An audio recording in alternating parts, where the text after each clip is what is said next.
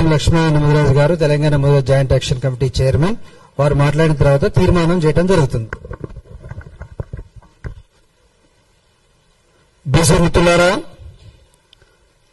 మన నినాదము గడపలో ఉన్న కులం, గడపలో ఉన్న కులం గడప దాటితే బీసీలం.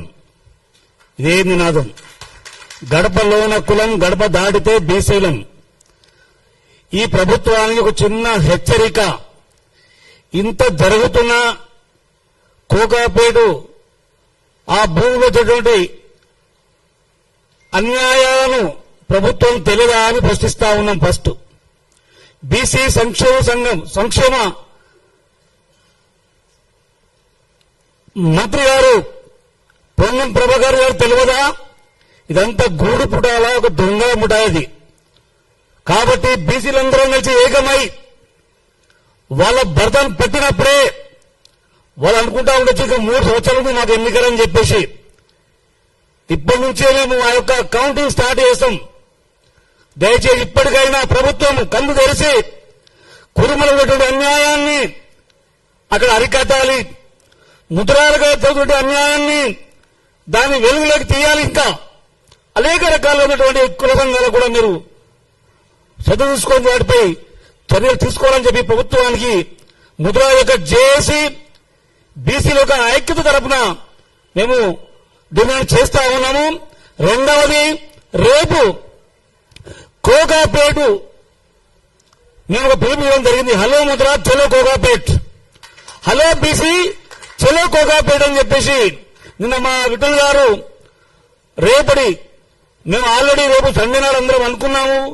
మా ముద్రాజు జేఏసీ తరఫున విఠల్ గారి యొక్క ధైర్యంతో కూడా మేమందరం కూడా కుర్మ సంఘం వాళ్ళు వస్తారు, మిగతా కుమ్మర సంఘం వాళ్ళు వస్తారు, మిగతా సంఘం వాళ్ళందరూ వస్తారు. కాబట్టి అందరం కలిసి సమిష్టి నిర్ణయము, సమిష్టి ఆలోచన, సమిష్టి నాయకత్వంతో కోకాపేటపై పోరాడదామని చెప్పేసి మా విఠల్ గారు చెప్పినప్పుడు చాలా సంతోషంగా మేము అందరం కూడా స్వీకరించి వల్ల మరి పెట్టిన కార్యక్రమాన్ని కూడా మీ అందరూ మనందరం కలిసి అందరూ యొక్క కష్టసుఖాలు బాధలు కూడా అందరం కూడా పంచుకున్నాం. కాబట్టి ప్రభుత్వాలు ఇప్పటికైనా కన్ను తెరిచి వీటిపై స్పందించి చర్యలు తీసుకోవాలని చెప్పేసి కూడా బీసీ ముద్రా జేఏసీ తరపున మరి ఒకటి బీసీ జేఏసీ తరపున కూడా అందరం కూడా మేము అతనికి వాళ్లకు డిమాండ్ చేస్తా ఉన్నాం. కాబట్టి అందరూ కూడా ప్రతి ఒక్కరూ కుల సంఘాలకు అతీతంగా బీసీలందరూ కూడా అన్ని కుల సంఘాలు, అన్ని బీసీ సంఘాలు కూడా రేపు అందరం కూడా రేపు 11 గంటలకు కోకాపేటకు అందరం కూడా మనం పోవాల్సి ఉంటుంది.